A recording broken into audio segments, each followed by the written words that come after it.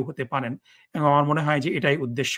এবং গ্রিনল্যান্ড দখলের যে কথা আসছে সেটার মাধ্যমে হয়তো তিনি নেটোর সাথে অবশ্যই নেটো আমেরিকার এলাই এবং সবচেয়ে বড় একটা সামরিক আ আ অ্যালায়েন্স।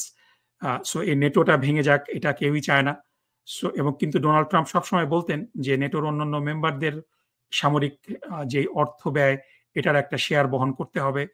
সুতরাং এই ডেনমার্ককে গ্রিনল্যান্ডের মাধ্যমে কিছুটা চাপ প্রয়োগ করে আ নেটোর অন্যান্য সদস্যদেরকেও হয়তো তিনি নেগোসিয়েশন টেবিলে আনার একটা ক্ষেত্র তৈরি করছেন এবং তার যে অরিজিনাল প্রপোজাল যে নেটোর অন্যান্য সদস্যদেরকেও আরো বেশি কন্ট্রিবিউট করতে হবে, তিনি হয়তো সেদিকেই যাবেন।